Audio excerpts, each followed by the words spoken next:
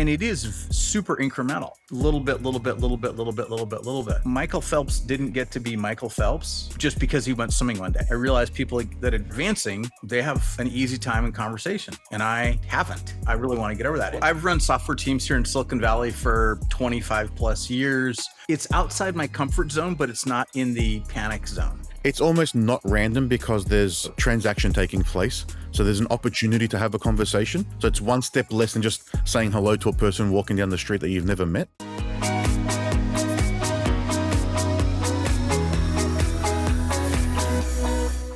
Welcome to the DevReady Podcast. Joining me on the DevReady Podcast today, I have Bill Lennan. I've chatted to Bill, I think 2 times so far already last year. I think so, yeah. Yeah, we'd have another chat and just jump on. He's got a book coming out soon that we'll have a bit of a chat about. But Bill, I'll let you tell everyone about yourself, because even though I do know you a little bit now, I still don't think I could do a good job at introducing you. Hi, my name is Bill. I wear a few hats, including the book that Anthony just mentioned. Now I get to say I'm an author because I'm about to release this. So I've run software teams here in Silicon Valley for 25 plus years. I'm self-taught, didn't have a computer science background when I got started. And I've worked mostly at smaller companies, multiple startups, but also I've spent time at big enterprises, including Google. Most of the companies that I've been at have been, I guess you'd say, consumer focused. And so working with the software teams, not being a trained programmer effectively, I'm sure you've noticed, and this is where your book is coming in, the same thing I noticed when I was going through uni as well, that a lot of the people that enroll in these courses, the computer science degree at La Trobe University here in Melbourne, in games tech, a lot of the people there are very introverted, don't communicate well with themselves, but not open to the general public generally, not very public. I'm more of an introvert, I think, myself, but I've learned to grow out of that shell just because I do a podcast and I have to talk to random people. You have to go and sell in front of people you've never met before, and it sort of happens. But I think there's naturally people that just communicate more or a bit more open, and then they're the ones that move to sort of those roles in the organizations. So you won't just be stuck as a developer in the lower levels where no one sees you. You'll end up being the team lead or the one that can communicate to clients. And I'm sure you've sort of seen that through your career there, especially in the Valley there. You've probably got a larger pool of people that you've seen compared to what I've done here. Yeah, it's definitely a very normal thing. And I used to have horrible social anxiety. I mean, this is, part of the reason I wrote the book was I would talk to people, and once I figured out the system for myself, then I started training other people. People regularly were asking me if I'd written a book about it. And after, I don't know, 100 people ask, I finally said, okay, fine, I'll write the book. And so that's what this is. And it's one of the things that I realized over the course of my career was that I was getting ahead in my career because I was addressing my social anxiety. And part of it was, I was looking around at people that were more successful than me and how they were advancing. And a lot of it was because they talked to people. And I realized that my social anxiety was really having a limiting impact on where my career could go. And so I said, okay, I gotta solve this problem.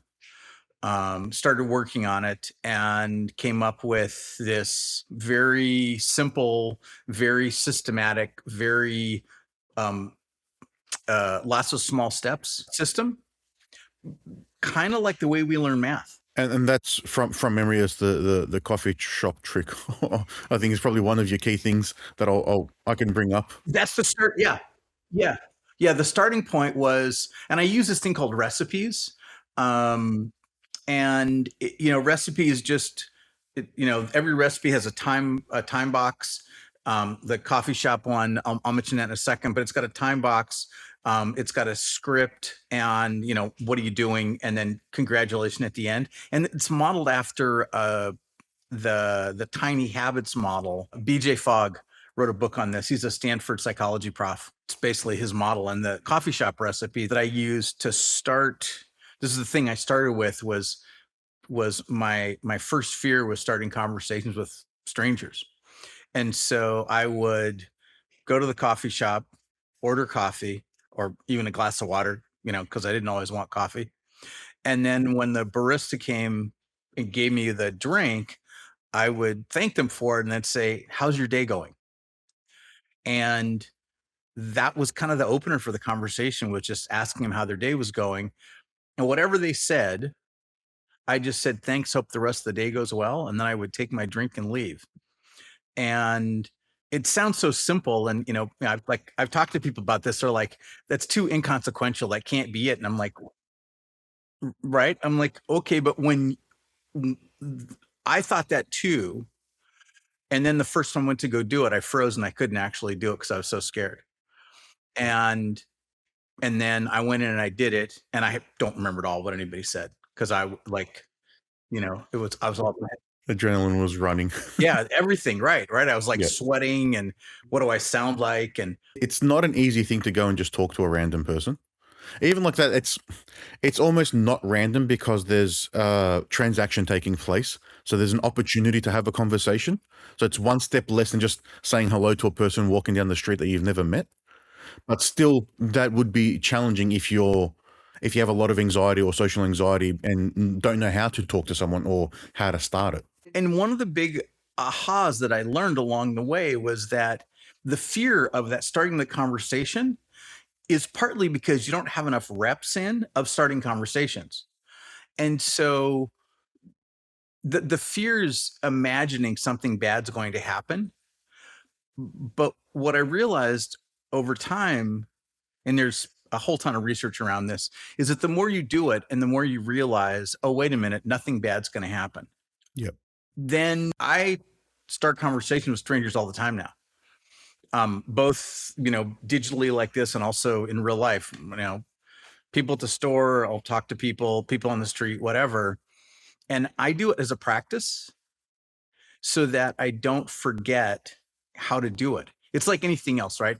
If you learned how to ride a bicycle as a kid, but you don't touch one for 20 years, your balance isn't as good.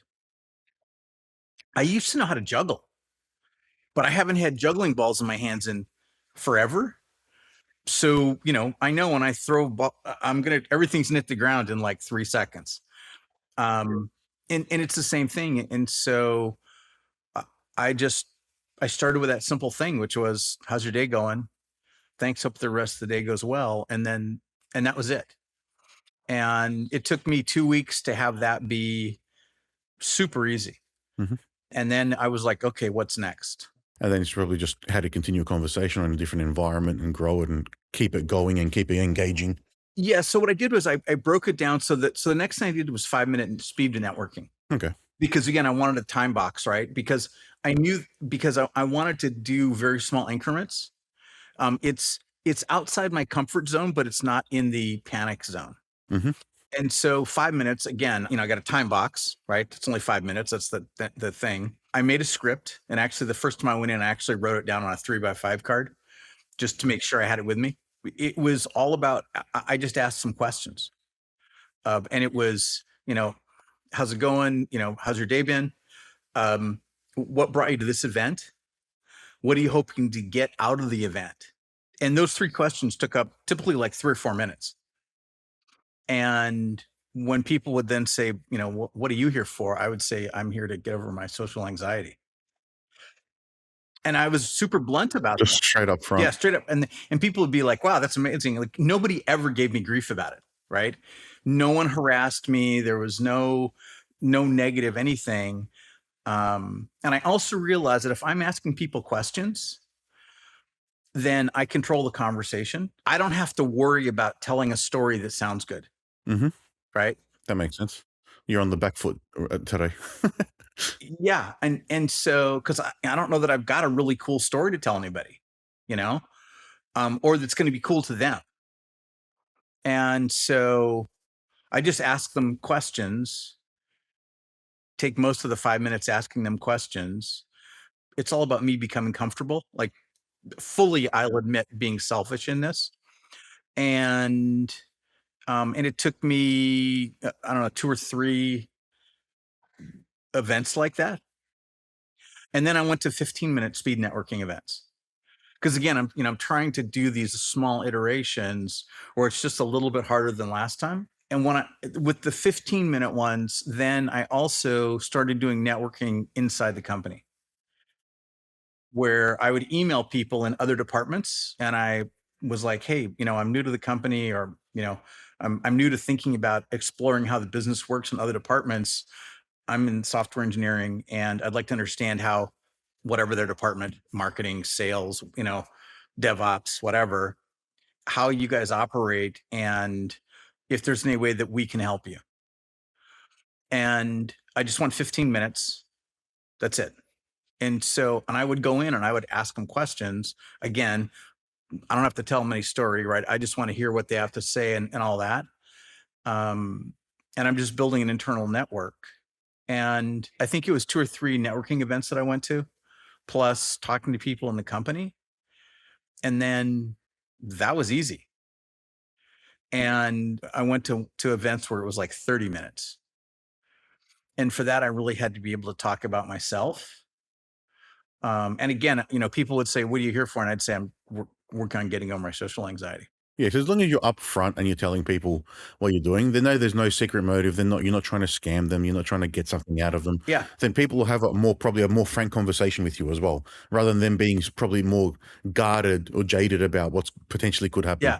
Yeah. They'd be like, well, what kind of work do you do? And I'm like, I work in software engineering, and I realize people that are advancing, they have an easy time in conversation, and I haven't. I really want to get over that. And so just kind of that progression completely changed like the whole course of my trajectory, because when you're networking inside the company, all of a sudden you hear things from other parts of the business that don't make it through the executive filters.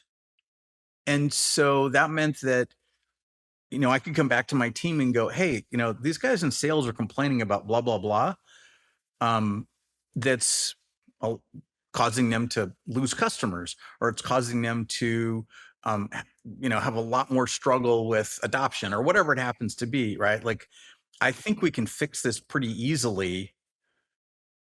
And the team would be like, okay, yeah, let's talk about it. And we'd figure something out. I'd go back to sales and go like, hey, if we do this, like, will something like this work? And they'd be like, oh my God, yes.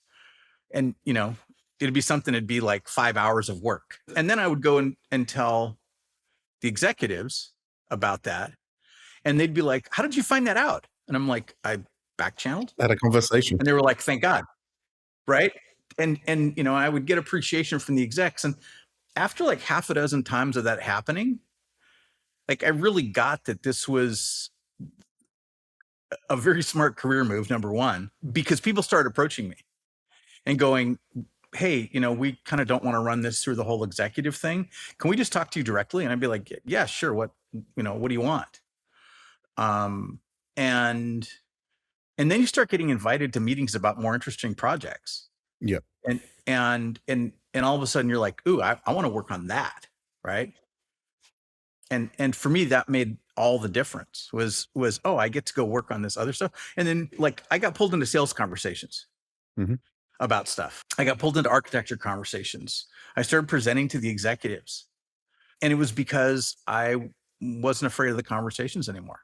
It makes you more visible, even though there's other people that can probably do the exact same thing. Just because they're not talking to people, again, it's the networking, being visible, being seen, makes a difference. From having that experience and saying you've worked with quite a few startups, and that where you are in Silicon Valley, it's probably like the center of startups is the way everyone sees it in the tech space. From having chats where we've had, I don't know, 250 different guests on the podcast, there's a lot of people that, the way we see sort of startup founders, there's the ones that are very technical and go out and they know how to do something, so they get an idea and they go and do it, which is probably more like your programmers, because they will go and do it. Then you've got other people that are successful in their field, don't know much about how to build it, and they go out and do it. So they may both not have the skills to go and talk to people. And I'm sure you've seen those challenges where the founders are going out and they have to be very different people, much more extroverted, have to go and talk to tens or hundreds of VCs or people to try and get funding, or people to try and sell them to get on board to the company. What are some of the things you've seen those people go through? So the first struggle is just getting comfortable talking with strangers. In a way, it's like swimming, or maybe like surfing. Like, you have to get comfortable being in the water and holding your breath, right? Just to swim. And I would highly recommend anybody who wants to take up surfing, learn how to swim first. It's kind of a key. Sort of a prerequisite, you would say. Because if you lose your board, you're in trouble, right? If you can't swim, then you could be a statistic. And so learn how to get comfortable talking with strangers, because that'll take the edge off the conversation when you're talking with investors. And also it will take the edge off when you're talking with people about your business idea and doing your initial product management research to talk to people and get their feedback. You won't be afraid of having that conversation, right? And it's kind of this, for me, I really recognize that getting over my social anxiety just opened up so many things for me, that it opened up doors where before I just saw walls, right? I didn't even know there was a door there, right? Because I was so uncomfortable with people. But once you get over that fear of talking with people, and now you can talk to them about your business idea, and you can get their feedback and hear their perspective, you understand the marketplace a lot better for what's going on. And if you're going to get to the point where you're pitching potential investors, again, you're not afraid of them anymore, because they're just people, right? And then figuring out how you want to approach them, learning, and this is research you have to do. So again, talk to people. Which investors typically invest in which kind of startups, and what are the metrics they're looking for? It makes the whole conversation much, much easier. I've got a couple of friends of mine that are angels, and it's really easy for me to reach out to them and go, hey, I've got this idea I'm thinking about, what do you think? And what would it take for it to be something you'd be thinking about investing in? And that's a super easy conversation now. But, back when I was struggling with my social anxiety a lot, even though they were friends of mine, I could never have done the phone call. Okay. Yeah, it just opens all kinds of doors. And then that's probably a different challenge there, because even if friendly, that's friendly terms versus sort of like business. So you got to be able to be comfortable in bringing that in, Yeah, and understanding that you can try and manage the dual relationship then almost. and this is kind of one of the ahas, is if you want to control the conversation and by asking the questions, then I want to talk to a friend of mine about this business idea. I want to ask them about, I want to kind of guide them with the questions. Yep. Into, is this a kind of a problem that they recognize at all? Because I'm thinking about building something that will solve it, right? The practice of asking questions in all these other contexts makes that conversation easy. It really is just practice. It is. It sounds so simple, but I can guarantee you the first podcast is going to be very different to how this one's running, or the other ones that I've been running recently. Yeah, exactly. It's from 6 years ago. 100%. It's like, babies get good at walking because they practice it. Yep. And we don't even think about it because we walk every day. We don't remember what it was like when we were a year old and we were all tottery, and we don't think about how our kids are and the incremental practice was. And it is super incremental, little bit, little bit, little bit, little bit, little bit, little bit. Michael Phelps didn't get to be Michael Phelps just because he went swimming one day. It's not an overnight thing. Yeah, it's very much not an overnight thing. And so you have to recognize that that's the grind. And I saw an interview. I think he said he practiced every day for 6 years straight. Rain or shine, holidays, birthdays, whatever it was, he was in the pool every day. If he wasn't competing, then he was practicing. And he's like, it's Christmas Day and I'm going to the pool. I know my coach is going to be there and I'm going to be doing whatever, right? And that's, just what it takes to get to that level. Yeah. Obviously, just talking to people is a bit of a different situation, but still, if you can do the attempt to do it every day, you've got an opportunity potentially everywhere you go. So it's not something that you can avoid necessarily. I chat with the folks at my gym, ask them how their day's going, what's going on, what's exciting. When I go to the grocery store, I chat up the people at the grocery store. When I'm walking around the store, I'll ask random people like, hey, do you know where the peanut butter, whatever it is I'm looking for is, right? And they'll be like, oh, I think it's like 2 aisles over there, right? Thanks, I appreciate it, right? anything you can do is practice, and it just helps you be more comfortable and more relaxed.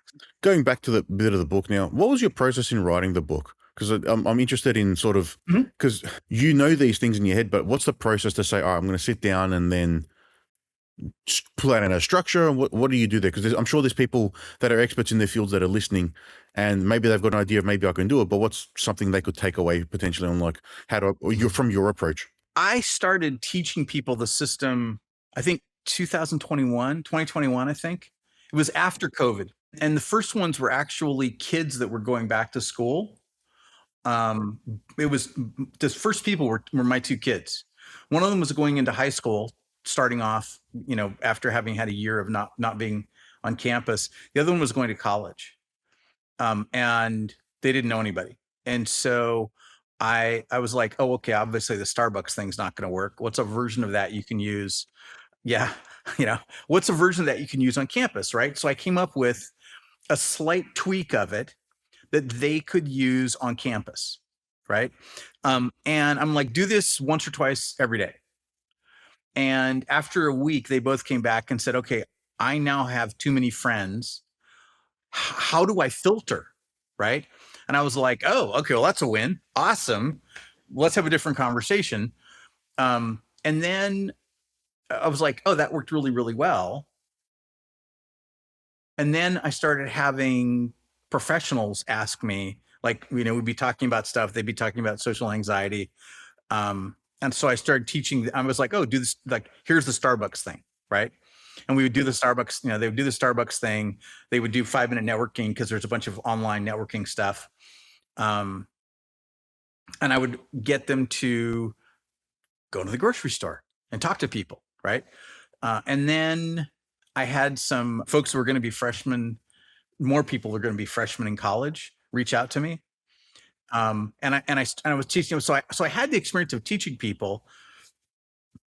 And then I was like, okay, if I'm going to do a book, what's the sequence like, right? And so I did an outline and kind of, rough outline, starting with, okay, here's the first thing, here's what you got to do. And then I was like, okay, I should explain the rationale behind the recipe thing, right? So a little bit about understanding why we do recipes, right? So you got a predictable game plan. And then it was, how do you manage your brain chemistry when you're afraid? And because I've done a whole lot of research around what it is we need to manage our emotional discomfort, and very specific skills um, that I accidentally started learning when I was a kid. But now I actually know enough to speak about them. That was another part that went into the outline. And so it was kind of this iterative process where I'd do an outline and then be like, okay, what am I missing? And I'd write some stuff for every, kind of a rough outline for every chapter. And then I'd be like, oh, wait a minute. Okay, I need to add this other part because it's something that needs to be deliberate and understood, right? Um, and actually, I had a whole part of the book on presenting, all the way up to public speaking. And when I started looking at that, I was like, holy cow, this is going to make the book gigantic. And 80-20 rule, most people, once you get to the point where you can do 30-minute networking, that's enough, right? And so I talked to different people about it and decided that I'm going to do 2 books. The first one is getting over social anxiety. The second one is all the presentation stuff. Okay. And it's a much smaller audience because a lot fewer people are really thinking about being able to present effectively, present to executives, maybe go and present to investors, and do public speaking. And there's levels of detail in that if you don't care about that, why should I put it in a book and make you pay for it? So I'm like, no, I'm just going to do 80-20. Here's the first part. And there'll be another volume coming that's going to be all about the other side of it. Yeah. But I just kept going, kind of iterating on that.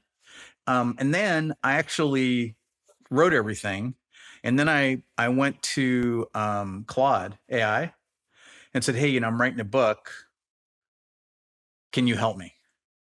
kind of the starting point. A virtual editor there for that can Yeah, assist. virtual, exactly. And so, Claude had a bunch of questions. I just started iterating through answering them. It pointed out some flaws in my design process. Oh, well, okay. It said like, this is confusing here. What are you trying to do? Basically. Um, and, and made me go back and, just like an editor would, right? And made me go Yep. back and think about, oh, wait a minute. Oh, that's really confusing. And, like inconsistencies in different places. Mhm. And so I did cycles on that. I ran every chapter individually through Claude. And then once everything was done, I gave it the whole document to Yep. go through. And got things like, hey, one place you've got a list that's numbered 1.2.3.4. Another place you have 1,2,3, like what, type things, like simple stuff, right? Yeah, so it's an actual editor that was helping you along the way without having a real person there. And so so I was going through all of that. And and really the next and now I've sent it off to a few different people. Do you want a copy? Happy to read it. I'll send it to you Not a after we problem. get off here. Yeah. Yep. It's not that long. It's only like 70 pages. Okay. So you can whip through it. And lots of white space and big font size, easy to read, Not a problem. I'm not thinking I'm getting paid by the word. So it was that. And now I'm figuring out how to get it on Kindle and then how to get it on Apple Books also. Yeah, it's really just it's an iterative approach again, like putting the reps in. You start writing the first chapter. By the time you read the last chapter, you've got a lot of knowledge on how you should be writing it, and then you probably go back and fix it and go back and forth, I'm guessing. How I learned to walk when I was a kid, how I learned how to swim, how I learned how to surf, how I learned how to windsurf, how I learned how to drive cars, how I learned how to code, like all that stuff. It's a very iterative process. On day one that I was learning how to code, I wasn't writing loops and where clauses. It was a little hello world window. That was it. That's what everyone starts with. Yeah. And so it was just, I'm just like, okay, I'm going to do this iteratively. That's the grind. And there's no magic. It's just, you keep getting better and better and better and better as you do the reps. Yeah. And that's probably a bit of a different approach, I would say, that people have taken maybe to writing books over the past couple of years, because you're using AI to support you.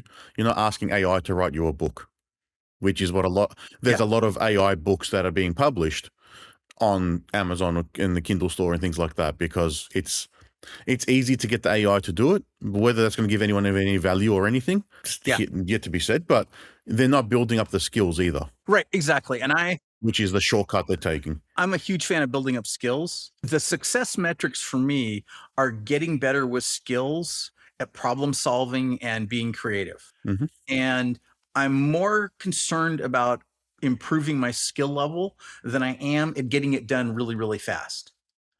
Because I think people who go, oh, like the AI can do it, it'll be really fast. I'm afraid there's a whole area of fundamentals that they don't learn. And so they don't really have an ability to solve significant problems because the AI is doing all the heavy lifting for them. I think there's definitely things that they're missing out on. So you just think about the coding, the vibe coding, because that's the biggest use case of the AI at the moment, is helping developers write code. But it's not just helping developers, it's helping anyone write code. Right. And you've gone through the process of learning how to do it, and I have too. But if you're trying to write an actual commercial ready application and you're using just one of these AI coding tools and you push it up there, there's so many layers of things you don't understand. Right. And as bugs happen or things go wrong, you don't even know what's happening to try and fix it. It's just, I got a bug, fix it, which is a very poor way to manage something. And I think that's it's like everything else. As time goes on, the evolution's going to change, and people will get a lot better at being deliberate about how that code is happening. Mhm. And it'll be people are either going to turn pro and they're going to do it really well and they're actually going to learn the fundamentals of coding, or Yeah. they're going to go, forget it. I'm going to hire somebody who's the pro. I'm going Mhm. to, I'm going to vibe code the original, the first primitive prototype. And then I'm going to bring somebody in that actually knows what they're doing and get them to build version number 2 that, that addresses security flaws. It makes it stable, and that's a good way to be able to for you to get your thoughts down, Yeah. because it's difficult to explain things in words sometimes when you don't know how to explain it. Years ago, God, I can't remember what the tool was. There was a tool that I used years and years ago that let me build clickable. Um, It's probably like a Bubble or one of those like no code tools, maybe. yeah, it was clickable HTML. It would like output at the end of the day, however many different HTML files I need. Super primitive, super simple, no graphics, just square boxes and buttons, and you define where it goes, right? It was very, very simple to use, but that let me explain business process to an engineering team Hmm. in a way they could look at it, they could click through it, and they go, oh, this totally makes sense, Yeah. right? It made everything. I gave him a data model for what was on the back end and why I was doing stuff particular ways, and they were like, oh yeah, this totally makes sense. Okay, great. Yeah, because they had the diagram, the schematic in front of them. Otherwise, you say, yeah, I needed to do X, but then that's open to interpretation still, because as a developer and you're looking at data models, you're very, very low level and it's very data driven. So you need to know the connections and the properties that are available to sort it out properly. Yeah, and so I kind of think of vibe coding as the same way, right? I'm going to build something that's going to be super primitive in that regard, um, and then software engineer is going to someone who's really good at that coding is going to take that and go, oh, okay, now I get it, and they're going to run with it. Yeah. Yeah. And then the difference is I'm AI engineering, not vibe coding, I would say, because I've got a code base, I've got a template, I understand data structures, I can explicitly tell it, you needed to do it this way, this is the data model, and clear it up. And Right. it's Right. just, it's automating the time consuming part, which is writing the code, not the planning and the thinking of how to deliver it. Right. Right. Yeah. Yeah. And enough to not be doing things like sending out passwords in clear text. Yes. you know, you know, I'd like to hope I still do, and I haven't let one of those through, but yes, I think I do. it's all those things, right? Where you're like, oh my God, I can't believe somebody did that. But They don't know. they just don't have the professional experience. Yeah. I may very well have passed a password in clear text when I first started because I didn't know any better, you know? Yeah, if you don't get told or you don't learn from the mistakes, then and these people won't be making the mistakes to learn from them. That's the other problem. Yeah. And that's what you get through your process and your recipes. It's you'll try it. If it doesn't work, you'll know, all right, that's something I shouldn't say to someone, or that's not how I should approach a situation. And then you do something different the next one. That's what the reps and the practice allows you to do. Exactly. Yeah. Yeah. And I think, I think being a production software engineer working with a team, you have code reviews. Yep. And people bring their professional knowledge and they're like, hey, like, why'd you do it this way? Mhm. What was the rationale? That's not how I would have solved that problem. And then you get to have a discussion. Whereas, if you're vibe coding, you don't have another brain that actually knows what they're doing to talk with you about Yep. it. You can have a compounding stack of problems build up that's a lot. Yeah. And then you're like, what, how come this doesn't work? Mhm. Um, I even had a situation last week where I was doing the code review on what I got the AI to engineer for me, and it had a bit of code that I'd never seen before, like written in that sort of structure. So then I learned something from that as like an explicit end to the thing before, even though it's ended, just because I'd never used it. But I learned something because I was doing that code review process. So yeah, even though it was written by AI, I'm still looking at it with that proper lens of this is what you're doing, this is what exactly. I'm letting through the gates. It's like every other learning evolution. It's like, oh, how do we get to work? Yeah. What can I learn? And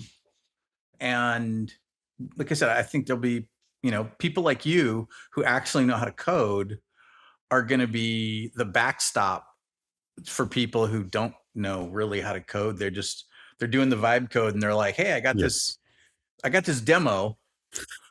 Don't put a credit card into it. We've got clients like that have vibe coded apps over the past 6 months. And now they're working with a developer. We've set them up as a developer environment. They're writing the code with AI, and then it goes through our pipeline to review and test. And they're like, all right, I've gotten 80% of the way there. You now you fill in the other 20% and get it right. And that's for every feature. So then they can quickly iterate on the UI rather than us having to sit down and go back and forth on designs and things like that. Yeah. So that's evolving every day as we speak, just how fast everything's changing in the world of AI at the moment too. And that's good, Yeah.